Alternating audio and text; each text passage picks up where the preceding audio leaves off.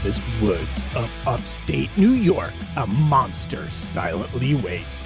Hi, and welcome to round 3 of the inaugural season of the Missed Apex Formula Renault 3.5 Championship as we venture to the revered circuit of Watkins, Glen. From tire-torturing turns to dangerous dives, from the terrors of the toe to the horrors of the heel, it's time to find out who is ready to thread the high-speed needle. To get us underway today, please give a warm welcome to your commentator, Richard Spanners Ready! What an intro there from Matt. Hi, it's Spanners here, your substitute commentary team, because Chris can't make it, but we'll do our best to show you an entertaining round here at the Missed Apex iRacing Cup at Watkins, Glen. We are driving the Formula 3.5, and let's see if we can get on track and catch some of the action. So I believe we're straight in looking at Tim Ellis, who is a contender definitely for the race wins this week. And we'll see if we can tune in. Oh, there's Tim Ellis there. I am not as good a commentator as Chris Stevens, but I will be in here giving it a champion's try. Speaking of champions, of course, we'll have to check in and wait a little while as champion Kyle Power is sat in the pits. But this car has proved very, very popular with our drivers. It's the Formula Renault 3.5. It's one of the older cars on the service. It uses an older damage model and an older tyre model. That does mean that the drivers can get a little bit close and personal, and it's not quite as punishing as some of the new damage models. So what you'll find is you'll get a bit of a bent wing, but they'll be able to carry on with just a little bit of a speed deficit. Now, what we've found is this means that drivers aren't quite as cautious, and that may lead to some chaos here at Watkins Glen. Let me tell you a little bit about this track, because without going into specifics of the corners, this kind of feels a little bit like a street circuit. So there are sections of the track where when things go wrong very, very quickly. So before we get into the track specifics, let's remind you of what's been going on in the championship so far. Round 2 of the Missed Apex Formula Renault 3.5 Championship saw a welcome return to one of our favourite tracks, the legendary Silverstone Grand Prix circuit. Ellis up a place already. Williams having to go defensive into the braking zone for Village, but no real challenge from Dobbelsberger. Stephen Williams, Alex Dobbelsberger and Tim Ellis led the field away, but it wasn't long before trouble reared its head for our reigning champion. Kyle Power there made contact with Sam Harper. He may well have done because Harper's gone flying off the circuit. And the carnage just kept coming. Riding on board with Ellis now, and he is right in that slipstream with Dobbelsberger. Oh, he's been hit! He's been hit by Gregoire Gomez! Racing with an unfamiliar sim rig, Danny Henny's luck went from bad to worse. But oh, Henny spun! Danny Henny has gone up from 3rd place there, lost it into the Copse corner. With less than 2 laps to go, Alexander Dobbelsberger set up a classic overtake to claim the lead. Williams has to go defensive into Brooklyn's corner. Can Dobbelsberger, he's tried this move before, but he's now going all the way around the outside. That'll give him the high ground for Luffield, and Alexander Dobbelsberger takes the lead. Drillsma and Williams tried desperately to rain on his parade, but Dobbelsberger fought them off to take the victory. Alexander Dobbelsberger, back-to-back victories in the Missed Apex iRacing Formula Renault 3.5 Championship. That was some drive. The first of the reverse grid races saw Gregoire Gomez on pole, with trumpets and spanners in hot pursuit. Heading out onto the Wellington Straight for the first time on board with Spanners here as he tries to take 2nd place away from his co-host. An easy move up on the inside there, and Spanners through into 2nd place. Trumpets held off a fast-charging Alex Smith, who in turn was caught out by an even faster-charging Danny Henny. Oh, a lunge here from Henny. Opportunistic stuff. And Danny Henny goes through into 6th place. Further down the field, the Race 1 winner, Alex Dobbelsberger, found himself a victim of circumstance. We've got a replay here, actually, of what's happened with Dobbelsberger. Trying to round up a slower car here. Definitely an incident in front of them. And contact, trying to avoid the chaos. But the big mover in the race was newcomer Daniel Snorterland. Snorterland's got himself up into 4th place. Extraordinary drive from Snorterland in his debut in the championship. The last 2 laps saw plenty of on-track action. but Gregoire Gomez held on to claim the win. Here comes Gregoire Gomez, a dominant performance, and he takes the victory, his first of the season. Race 3 saw Sam Watley lead off from pole, but behind him, turn 1 claimed more than a few victims. Their big contact though in the middle of the field. Ward was involved in that. Couldn't quite make out who else was caught up in it as well. Even our reigning champion couldn't escape the first lap horrors. Again, Kyle Power, a big moment there, way into the barriers at Copse Corner. And then Alex Smith, Gregoire Gomez and Danny Henney treated us to a sublime demonstration of side-by-side racing. Up on the inside, very close though, before they get on the anchors. And look at this, Smith, he's not taking this line down at all. He's still got the line into the loop. He's got the better traction here onto the Wellington Straight. And Henney may well make this a 3-wide situation here and try and take both of them, because Henney and Gomez, they have not been the best of friends on track either. And Henney with a double move. Oh, not quite. Gomez trying to get it around the outside. He hangs on just about. Henney with a good run here through Luffield, but he's on the wrong line. Still side by side here. Gomez trying to stand his ground, but Henney's got the momentum. Going to be side by side into Copse Corner. Surely Gomez will have the high ground. This is for second place in this race. Henney, has he just drawn enough of a car length on him? This is so close, unbelievable. Henney just runs off the track and takes second place away from Gregoire Gomez. Stunning stuff. But in the end, no one could catch Alex Drillsman. And Alex Drillsman has been on the podium twice this season already. Now, for the first time, it'll be the top step of the podium. So why don't we have a look at those championship tables? What we've done here at Missed Apex is we're giving people something to fight for. Now, in previous seasons, what we've kind of done is separated people in classes based on their results. So the Platinum class was the people who had consistently delivered. And then what we found was you would find people in the Gold and Silver class who had raw out-and-out pace. So what we're doing this season, we've done it more like golf. So the class you're in is based upon your potential. So if you're very fast and you bin it every 5 minutes or every other race, tough luck, you're going to be in the Platinum class. So in the Platinum class, leading at the moment, we have defending champion Kyle Power. And there's no real surprise here because he is just consistently delivering results. He's one of these drivers who, yeah, I think there's a couple of tenths. Sorry, Kyle, not trying to insult you. A couple of tenths of the very, very top sim racing drivers. However, he leaves no stone unturned. He's very consistent, and that's why he's up there. Alex Drillsma, if you look out for him, let's see, is he on track today? Alex Drillsma is on track today, so that's good. He's just behind with 187 points, so with just a 9-point gap.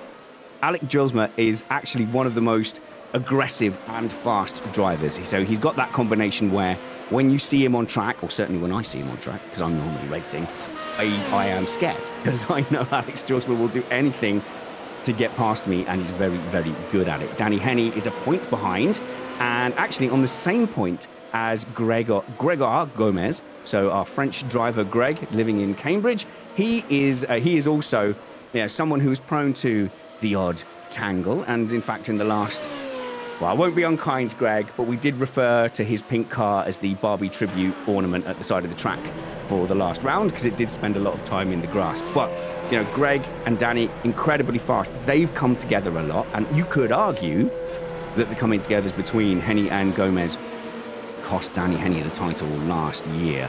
So they're I would say, your real contenders for the championship this season. But Alexander Dobbelsberger, who is also an incredibly fast, good all-rounder in all the areas you want to talk about, racing, pace, thinking about strategy. He's an all-rounder, a jack of all trades, really keeping the guys at the front honest with 185 points. And then I would say those are the top 5 guys. Actually, behind those 5 guys, if I was going to personally rate someone, I would say Stephen Williams, who's sitting in 11th place on 90 points, has that same round ability as Dobbelsberger.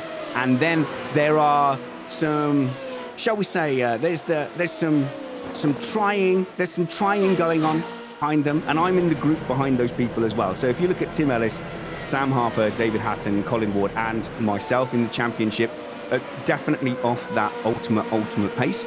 Definitely not quite got the same racing chops as those front guys, but certainly Sam Harper up there with 158 points is devastatingly quick in tin tops. So if there's a roof over his head, he is, I would say, near unbeatable, depressingly fast when you're on track with him. In the single-seaters, he's there or thereabouts. Tim Ellis has been very consistent in all the previous rounds as well.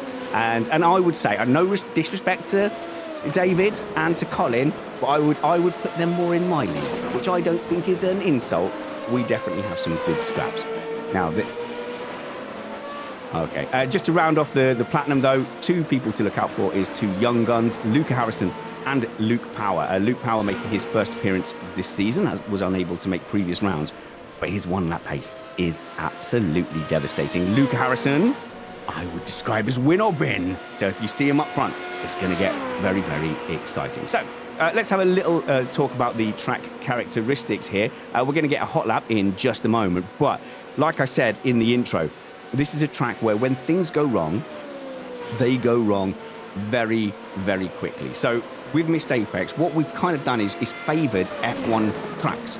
As an F1 outfit, as an F1 podcast, we have gone for, the Silverstones, the Spas. But this also does have an F1 history as well, and it is a major US sports track for NASCAR, IndyCar, IMSA. My instinct would be, having never been here and not having really watched races, is that it probably wouldn't suit modern F1, but this is an absolutely glorious racetrack, and you could definitely put it in a level above Brands Hatch, above Donington, but maybe not quite that AA class specifically for Formula One cars in their current state.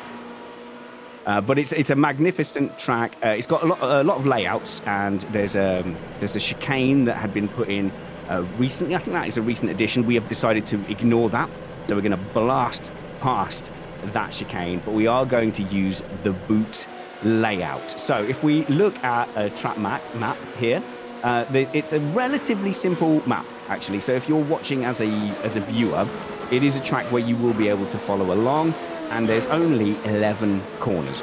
And the main things to look out for is, there's a big long back straight, and that's where the big overtaking will be, and we'll call that back straight, because that's what it's called. So it's going to be the back straight into the outer loop, and then a bit of wiggly wobblies, then a few bits that absolutely want to murder you, that you have to kind of follow people through generally, and then start finish straight, a couple of corners, and then into that main overtaking straight again. So like a lot of kart tracks, you're waiting for, that one, you're lining yourself up for that one big overtake. So when the race starts, I will be sure to try and keep you abreast of when are we getting to the back straight, because that will be the key one. So earlier, a very talented young man called Richard Reddy from the past, has done a hot lap guide. Now, just bear in mind that I am not the fastest person around this track, but let's throw back to Spanners from a week ago for a hot lap.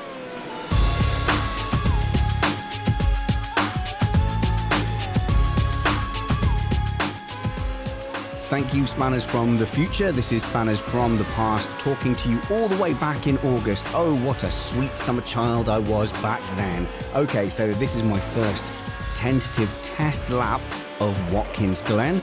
Here we go. Down past the pit straight towards turn one. This is all about compromise, because you can't use the whole runoff area like other series. That big red and yellow curb there will slow you down. No time to think, because you have to activate your DRS now if you're going to use it. 2 turns of death as you have a light rear with your DRS activated. People will definitely crash there. This is the main back straight. A lot of slipstreaming battles and DRS battles will happen here. Stay inside or outside. The middle will slow your car down with bumps. The outer loop is best taken with a brush of the brakes early on, and then you get on the power impossibly early and use all the runoff down into the chute. Patience is a virtue here. Getting on the power too early will put you in the wall. And then we have a little assistance as we come to the toe. The uphill lets you brake super late, then straight up to 60% throttle, but not too much more. Breathe in. You've survived down the boot towards the heel. This is an impossibly early apex, but the exit is so forgiving, you just need to close your eyes and plant it. Then up into turn 9. This is one of the most notorious corners on the track. People will absolutely 100% get caught out here, as they will be caught out trying to be brave and keep it flat. You should be able to do it, but many won't be able to. The final turn, well, I haven't figured out whether that's flat or not, and I never will. But that is a lap of Watkins Glen. It's a glorious and horrendous spinny death spiral of rubber meeting tarmac. I love it and hate it, and this is either going to be the most spectacular event in Missed Apex history or a complete and utter apocalypse of iRacing.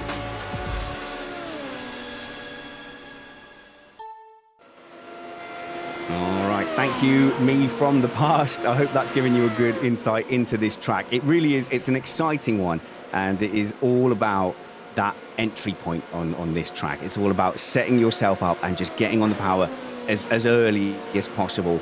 And I don't think, and I might be corrected by drivers that are good, I don't think you'll gain as much trying to be last of the late breakers as you will setting yourself up, really making sure you bite into that apex and then getting a really nice early pickup and just spinning those rears up and going for it. So it is a car that rewards a bit of patience on the apex and a bit of patience on the brakes. So what you're desperate to do as a driver is dive down, brake as hard as possible, slam down the gears, and hearing that engine note giving you that gung gung as you come down the speed and matching that to your gearing, and then you want to go. But you have to be patient here. You have to linger, because as you get into the mid entry point, the brakes as almost a rudder. So if you just brake to kill the speed and then release the brakes, you'll understeer. And a lot of times you will see a car down the inside braking hard, desperate to get back on the power, comes off the brakes and just understeers into the car that they were trying to overtake. So understeer can be a problem here, unless you have that patience to just stay on that brake. Even when you think the braking's done, you're actually using the braking to steer. So anyway, we are moving into the qualifying phase soon. And just so you know, I'm not completely alone here in the comm box today. I will be dragging in drivers between the races to chat to, but we do have Uncle Steve here producing for us. I think we can get a word from him now. Hello, Steve. Hello there, Richard. How are you? I'm doing very well. Oh, you Richarded me. Am I in trouble? Am I in trouble, Steve? No. So I felt like my wife was calling me there.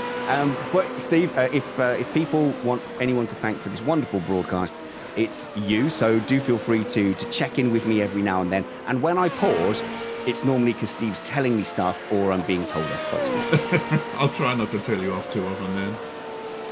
But if I'm getting things wrong, Steve, do feel free to pipe up and tell the viewers what I've got wrong. I don't mind presenting, I don't mind talking, but geez, Chris Stevens is a very, very big pair of shoes to fill. Oh, he is. He's very, very good. One of the most natural commentators I've ever seen.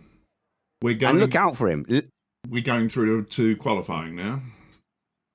Excellent. So as practice comes to an end, the cars will line up for qualifying. So they have 10 minutes now to settle up, and they are off and they're on their way. Look at that swarm of Formula Renault 3.5 cars heading off for glory. So they'll go on an outlap and they will have about 10 minutes to set the fastest time to give themselves a place on the grid for race 1. Now, the general rule with these tyres are that you'll probably get your fastest lap on lap 2 or 3, so let's keep an eye out. So at the moment, we are following... You'll have to help me out, Steve. Who are we following at the minute? We're following... I can see a bright we're yellow following car. Richard Molden at the moment. Hang on, we'll put his stats up. There you go. Now there you we can go. see So that's Richard following. Molden. He is in our gold category. He is also our race controller and our steward as well. So the drivers are very wise to not bump into our car race steward.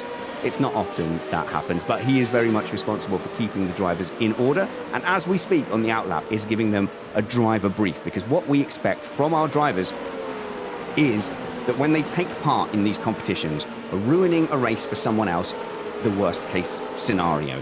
We try to run a nice league, and whilst we want people to race and be competitive, We try and instill this philosophy that if you get involved in an incident and it was your fault, you locked up, you were too hasty, and you ruined someone's race, that's the worst case scenario. And that results in you going, I am very, very sorry. I can't believe I did that.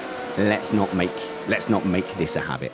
So let's watch Danny Henny as he exits, I think, the final turn into turn 1. So he's now up the hill, and he will have DRS open here, which is very, very scary indeed. So as he heads off down the main straight, a little sneaky trick here is that if you stay on the inside or the outside, you're fine. If you go down the middle, you are vulnerable to the bumps and you will get slowed down. So some of the more experienced drivers will try and usher their opponent onto the bumps so they can get an advantage down into that turn.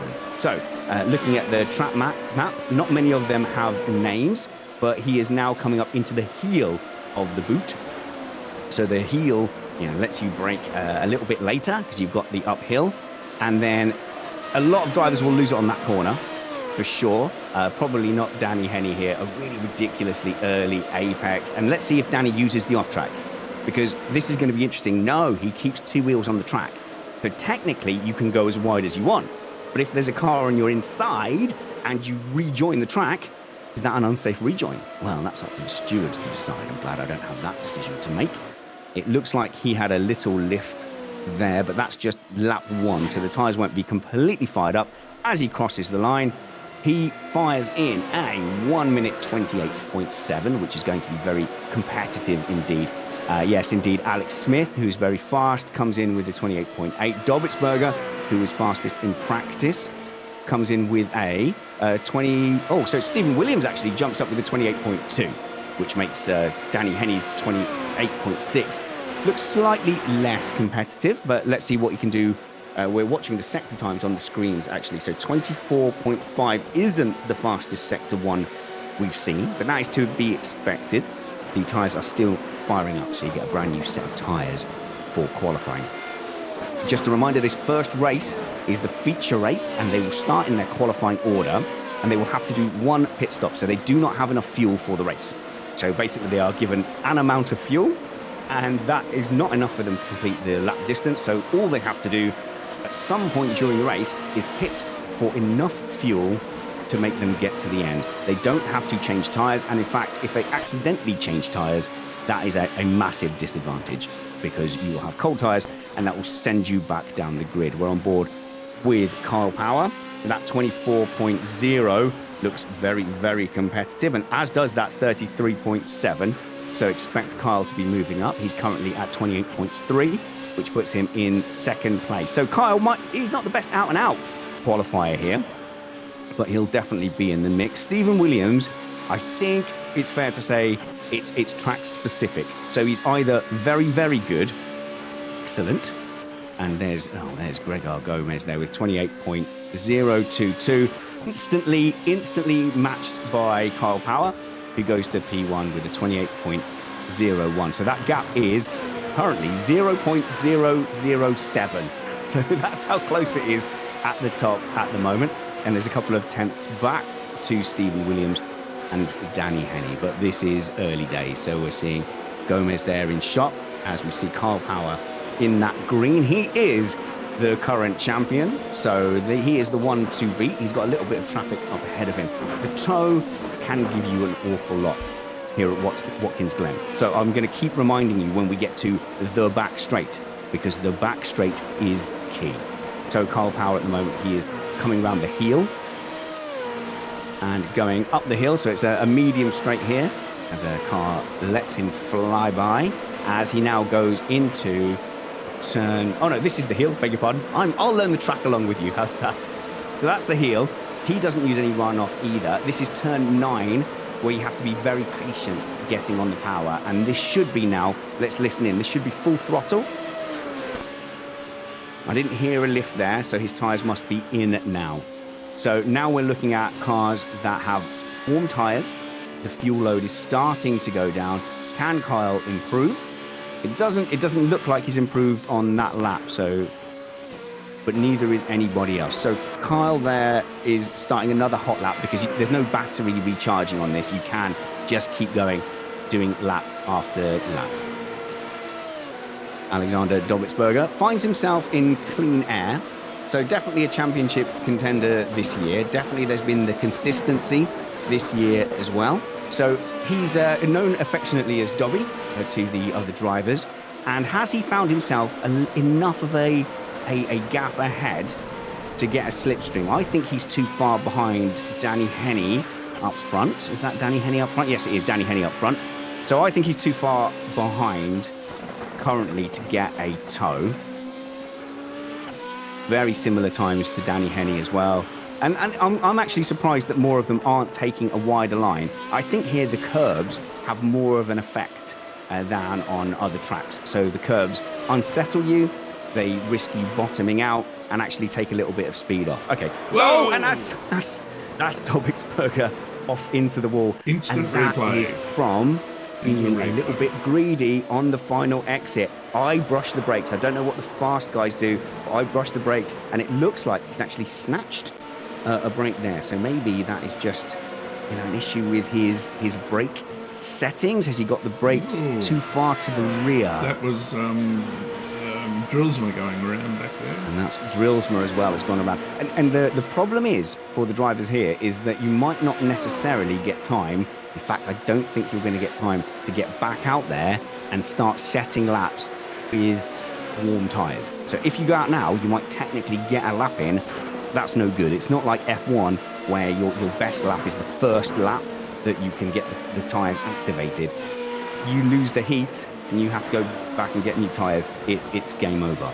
So currently, as predicted, the fastest laps were really lap 3 and lap 4. It's looking like. So let's look at the order. It is Kyle Power and Greg Gomez.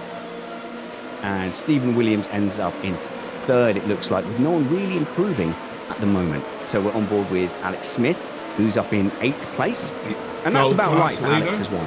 Gold class leader. Yeah, Alex Smith, the gold class leader. As we see another spin, that is Greg. Is that Greg Gomez? Yes. That is Greg Gomez. Now, Greg, he is partial to a spin. He is incredibly fast, but he does love a spin. So that's up the hill into turn 9, I believe, and he won't be the last person to get caught out the hill into turn 9. It's the left-hander where I said you have to be very, very patient before you get on the power. And I don't think he was. So look, that could be that last gasp attempt to get pole. He's already secured 2nd place, so definitely worth pushing and going for it. Luke Power is in 3rd place. He's jumped up to 3rd place again with a 28.0. My goodness, the gaps between P1, P2 and P3. It is currently Kyle Power, and then with 7/7 of a second lacking behind is Gomez, and then Luke Power, which is Kyle Power's nephew. There is another 3/100ths of a second back to that. Then a bit more of a gap to Stephen Williams, 2/10 back, Danny Henney and Alexander Dobitzberger. 1 second between 1st and 15th. So we've done some maths here in the comms booth, and there is 1 second between 1st and 15th. It is a relatively short lap, but that is still very competitive as we see Luke Power spinning. I don't know where that is. That's somewhere at the back of the circuit. That's just before the penultimate turn. So that's the same corner, that turn 10 that I was talking about, that will bite drivers because it needs you to be patient. You have to brake early and then you have to wait. And it's not like Luffield where waiting costs you a little bit of time. It's where getting on the power early costs you your chassis. So we only have 1 minute and 35 seconds here left. Does anybody have a surprise in the bag? I fear the ratio of tyre heat. So I think we've had the best tyres versus fuel load. I think we've passed that optimum. Because at the moment, Kyle Power, he's had a spin somewhere on track and he's dropping down the timing screens. And no one else looks to be setting a gap at the moment. We've got a slight improvement from Colin Ward, who has also had a little bit of a drop. I'm looking at this at the timing screens. There's no way the broadcast can be keeping up with this, but currently no one's improving. So we have got ourselves set up for an amazing grid. Kyle Power and Gregoire Gomez could not be more different characters on a racetrack. Kyle will be cool, he'll be calculated, he will look at risk versus reward, whereas Gomez will go at it hammer and tongs, dragging the fires of Hades behind him. All right, that's a bit of an exaggeration. I heard myself say it. Definitely hyperbole. But Greg does love it. Yeah, he absolutely goes for it. So we did look at the platinum earlier. Just a couple of people to look out for in the gold. Just make sure that we know who we're looking at. And if you see them pop up, all very good drivers.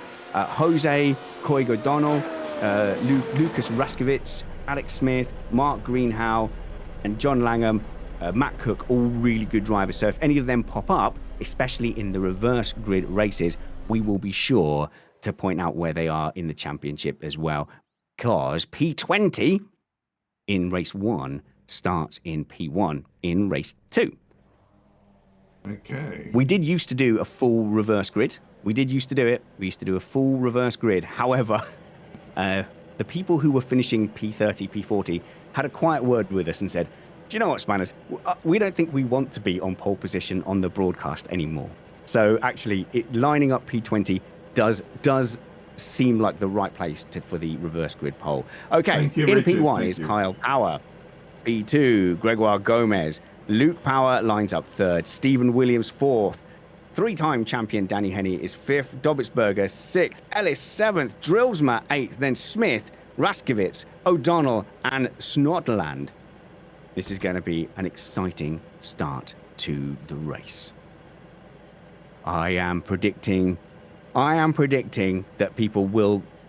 I think people will be chewing up their DRS too quickly. That will be something to look out for. Each driver gets 8 presses of the DRS button, and by design, we have made DRS quite powerful here at Watkins Glen. So the slipstream effect is good, and I have to say, we choose the setups, so it's not the out-and-out most fast, best performance setup. We have made everyone have the same setup, and we have set this up for racing. So here we go. And here we are. Red lights are on. 2, Red 3, lights are on. 4, 5. The lights are off. Let the battle begin now. And they are off. And that is Kyle Power with a strong start. The midfield has some carnage. We'll have a look at that when we can. But at the moment, Kyle Power has got a clean run ahead of Gregor Gomez. And Alex Smith is holding on. He's in 3rd place. That is absolutely fantastic from Smith. And I think that might be Ward that has found himself way up the grid. And Danny Henney is in 5th place. So Danny Henney then trying to make up for what he would consider a poor qualifying. He finds himself now in a gaggle. He likes to be in a way and clear, but he has found himself on the outside as Gomez goes down the inside and takes Kyle Power. Smith is on the inside there, being hounded now by Danny Henney, coming down into the boot section. The front guys have kept it clean, and that is, I've cursed Luke Power, who has spun off, and he's been bitten. It is a track where if you get on that power too early, you will be hurt. Obviously, he's had to go outside. Maybe he's picked up some marbles. As soon as you hit the grass, it's game over, but he'll be able to carry on from there. Gregoire Gomez leads Kyle Power and Stephen Williams.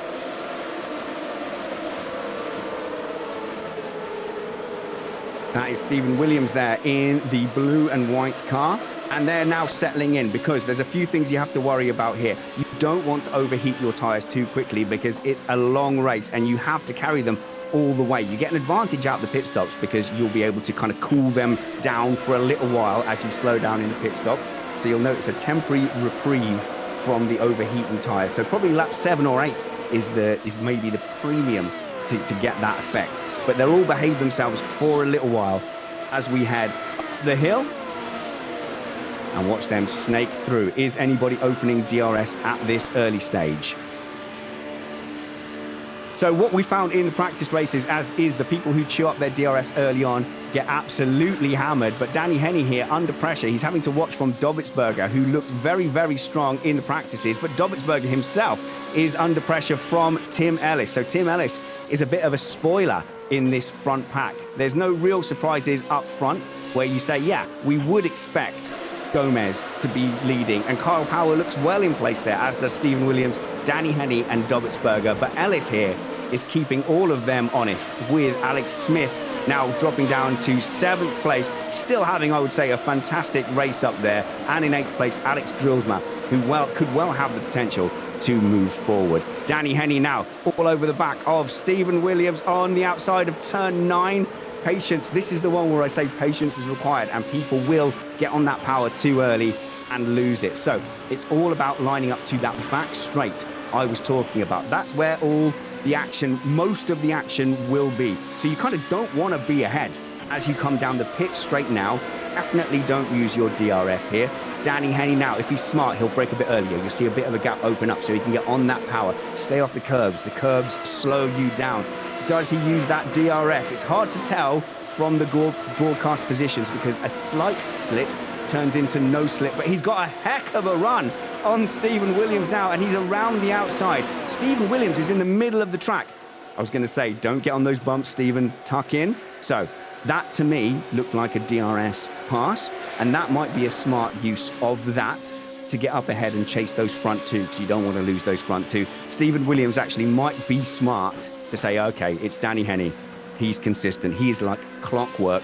Let's get behind him. Let's not lose time because Alex Dobbelsberger is right behind. So that's the gap that's closing at the moment, is Dobbelsberger up to Stephen Williams.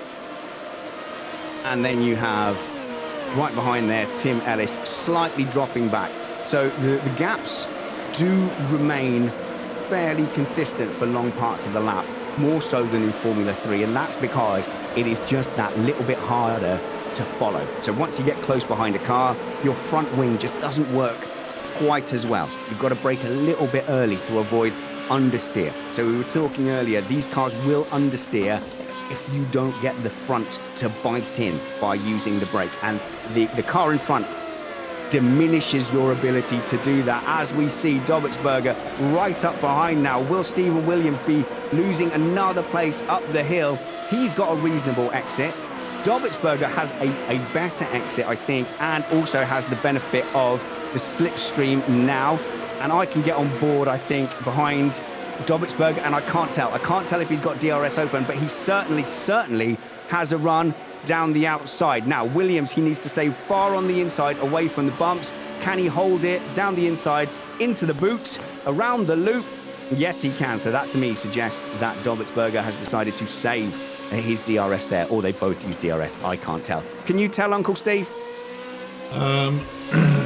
No, I can't really tell at all. I'm looking at the back of the, at the wing at the moment, and I can't see any movement in it. It's been something that's intrigued me for a long time about whether or not we can actually see the DRS operating, but I can't see it.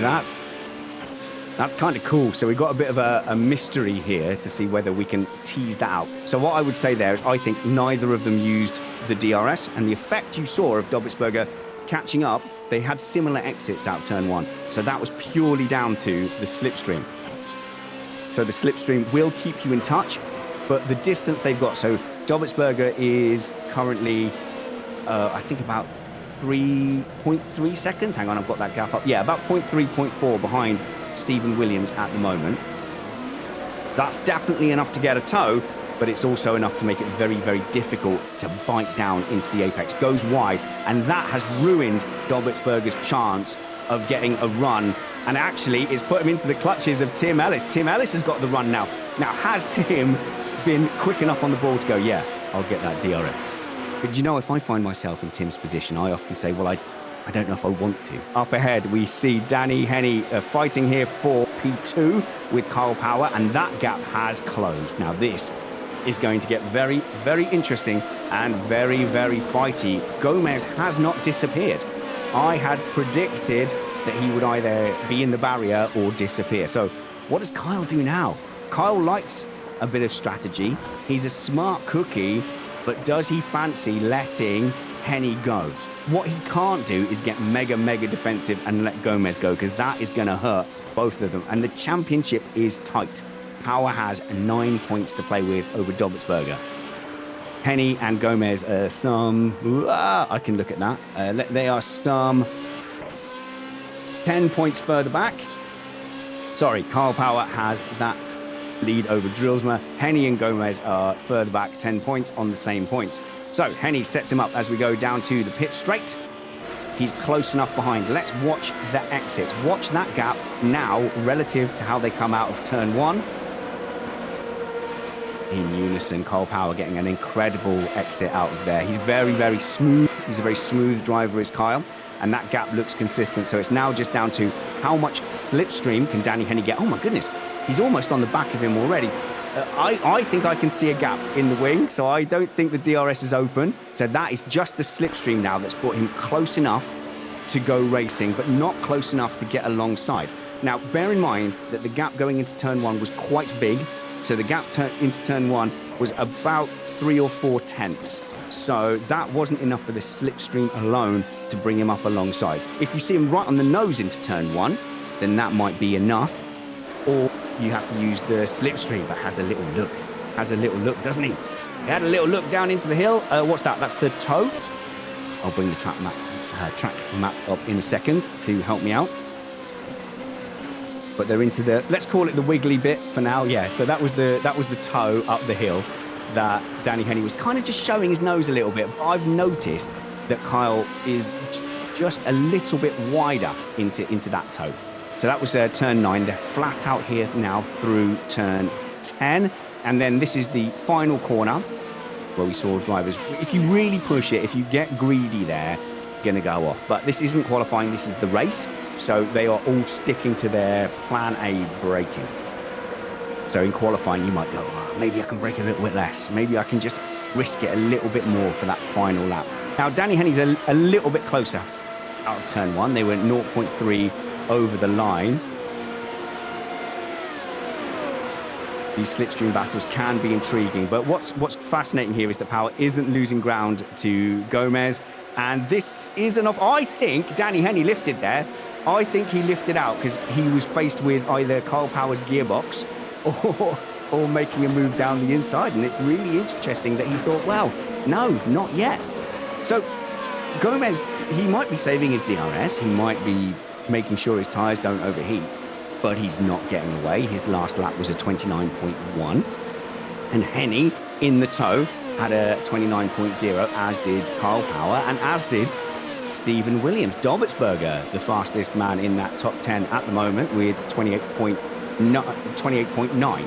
So the pace is really similar, and as with unlike the F3, where you would just flat out, here you do have to think some stuff through. So you would hope that the smart cookies here are saving their DRS. And maybe even some of the smarter kids are saving their tyre temps.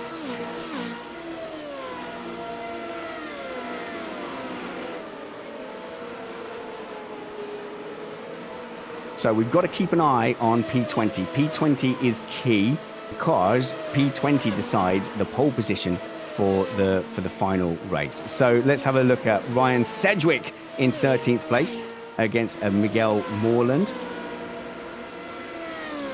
So Sedgwick is in 18th place. I'm sorry, my timing was taking a moment to update there. So Sedgwick in 18th with Miguel Moreland, who Miguel is a scrapper. He is an absolute menace. If you see Miguel on track, you do fear him because he is a hard racer. He is a fair racer, but he will not yield. And even if you have a slight speed advantage on him, he is an absolute contender for winning that battle with you. And we've got Alexandros Marufkani.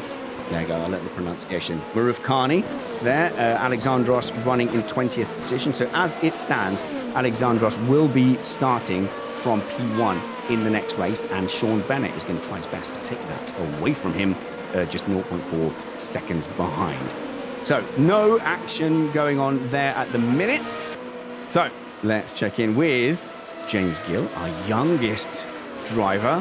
Absolutely a talent, and he's getting faster and faster every single event. He's currently holding off Andrew Sexton, who's a veteran of the Missed Apex Championships. Again, a very hard contender. You know, a lot of the guys in the midfield who are scrapping for the teens, for the places in the teens. They just won't give up a place. They don't care who you are. If you're down with them, you can be a champion, you can be a king or a pauper, and they will fight you. As we see Andrew Sexton now having a go at James Gill. This looks like DRS open to me. He's decided to roll the dice and get ahead of James Gill, but I think he's hit a bump. I think he's not far enough over to the right, but he makes his car incredibly wide, stays very, very tight, and doesn't give Gill the opportunity to get him down into down the chute into the boot. So he thought he was faster on pace, and then that was a smart use of DRS, but James Gill will be coming back at him as well. But we must make sure that we keep a track of things at the top, as there is a change for the lead, and we have Kyle Power. He is up into first place. We cannot be everywhere at once, my apologies. However, yeah, if we were on track, a real-life track, it would be much easier to swap these position changes, but we still have a fight on our hands, as Kyle Power has disappeared a little bit because he's got a 28.9, and that is faster than I've seen anything from Gomez. Henny is just keeping a bit of a watching brief there. I think Henny's too far behind to do anything now. Will Gomez go on tilt, having lost the lead? Does he now use some DRS? So I think his DRS is open because of the amount his rears just moved there. So I think his DRS is open. He pulls into the inside. That's going to be enough to get him alongside. So let's see how this pans out. A betting man would put this on Gomez as Henny again lifts. So Henny again lifts to make sure he's not in Kyle Power's gearbox, and the lead reverts back to Gomez. But I think that was DRS, because when you go turn one, that's the turn after the pit straight, turn one, and then you see as they go right, left, right up the hill to the main back straight. When you see them a little unsteady, that's a giveaway that maybe they've opened the DRS flap, because you have to take a very specific line. On board with then Danny Henny. He's got the best seat in the house. Well, actually, Stephen Williams has probably got the best seat in the house for this podium battle, as Gregoire Gomez and Danny Henny both go very, very wide into the heel there. Now, if that is an overtaking situation at some point where one of them goes wide at the heel, then tries to come back on, I'm not sure that the car that stays on track is obliged to let them back on, but it doesn't count as a 1X, so the drivers will have a limited amount of incident points they are allowed. Going off track costs you 1. So going off there does not cost you 1. Going over the red and yellow curbs here will cost you an incident point. Spinning costs you 2. Hitting someone costs you 4, whether it was your fault or not. If you accumulate 13, I think, you get a drive-through penalty. So, for example, I think if I try and see who's got the most incident points at the moment, I'll try and look that for you. So, Stephen Williams just starting to catch up a little bit on the back of Danny Henny. And so these three behind Greg are just giving each other something to think about and letting Greg settle down a little bit now. Fastest lap I've seen on the counter so far from Greg Gomez in the pink. That's a 28.6 now. So earlier I was wondering whether he was saving his tyres, trying not to overheat them. And look, here we are on lap 11 when the tyres should really be starting to struggle a little bit. He pops in a 28.6, which I think is his fastest lap of the race so far. And I'm going to have to refer to Uncle Steve because I've forgotten how many laps there are in this race. There are 19, so we're a bit over halfway through. That's it. So actually it's time to have a look and see who has pitted. So if we look at the pit stops, actually very few people have taken their pit stop so far. We have to go all the way down to 16 to Aussie Stephen Taylor, who has done a pit stop. EJ Anderson has done it. So Hatton has had a pit stop as well. Matthew Brittle, but very, very few people up in the top places. That's very interesting as Danny Henny gets a run on Kyle Power. Surely he's not going to lift here, but again, you know what? He's not deployed his DRS. He is being a smart cookie, and he is making sure he's got enough left for that end of the race. Looks like we've been joined by our race steward, Rich Molden, has joined us in the commentary box. I don't know whether on purpose or not. But Rich Molden is looking after us when it comes to setting up the sessions and when it comes to disciplining these rogue drivers. So we're staying with the top drivers at the moment. None of them have taken their pit stop. They will all have to pit at some point in this 19-lap race. I was expecting Danny Henney to have pitted before now, but they don't want to show their hand. So once you pit, everybody then knows you're going for a kind of elongated undercut. Yeah, so you want to get in the pits, you want to produce some pace, and then you want to come out ahead of the drivers in front of you. So there is a little bit of that jeopardy where if you see someone pitting, yes, maybe they've gone for, that kind of free air undercut. To me, it feels like there's no doubt Henney could be going faster. Several times now on the back straight, as we come up to the back straight now, we've seen him check up rather than go for the move. So he didn't quite have enough power, or he hadn't used his DRS, so that meant that he wasn't going to go for it.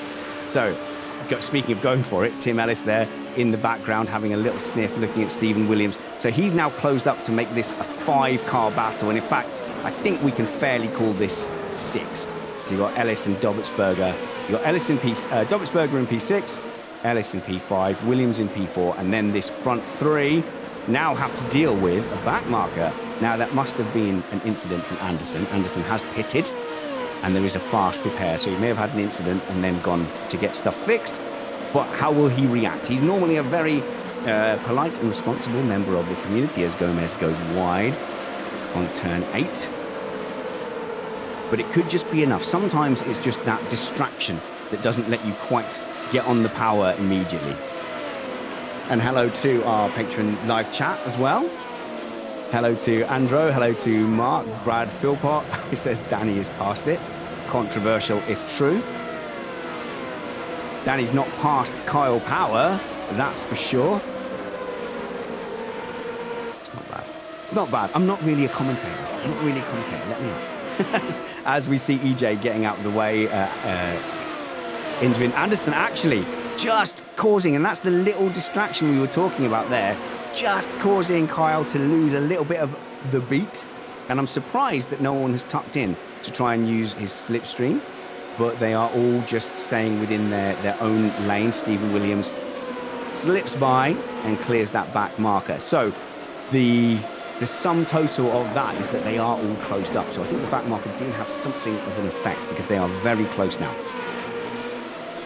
So the gap's very, very tight as we go up into the toe. No, that's the toe. Yeah, that is the toe. I got that right.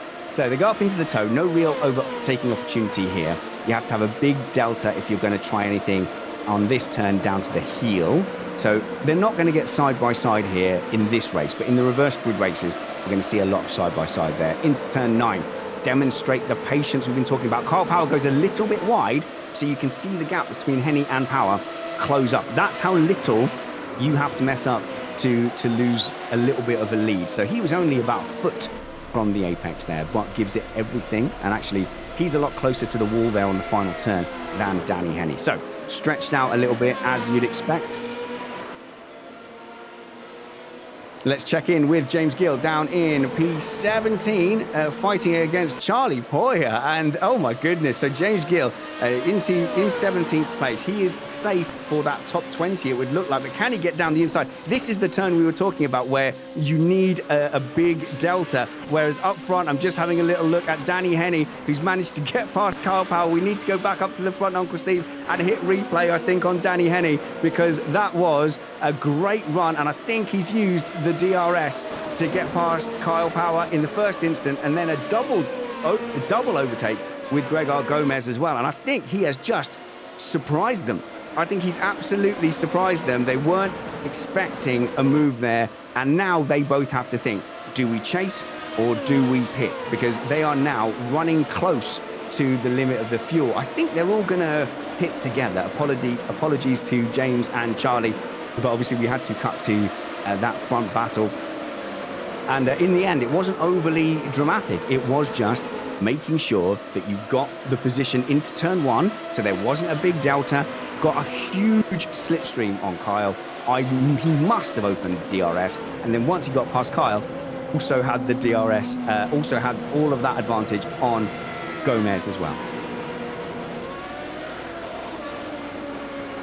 So Kyle Power goes into the pits. Now, this is absolutely fascinating. This is where we start having to track several things. So we need our commentator brain to be like an octopus, extending around the track, watching things. So Kyle Power comes in for a pit. It's relatively simple. You just have to hit your marks. But we've also got to look at Gomez, who's alongside Danny Henny down that back straight. But Danny Henny has got the inside line and should be able to hold it. But honestly, Gomez, so Gomez basically slightly overcooked it into the corner. It looked like he had the lead, but he had to duck out. He's got a chance to go into the inside. They're side by side.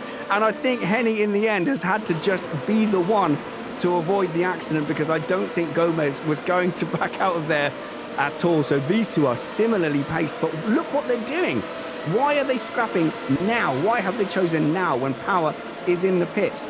Maybe they are feeling desperate. They need to be the one ahead in the battle. They see this as one of them versus Kyle Power. So what can Kyle Power do in clean air as they pass? I believe that's probably, I don't think that is Anderson actually.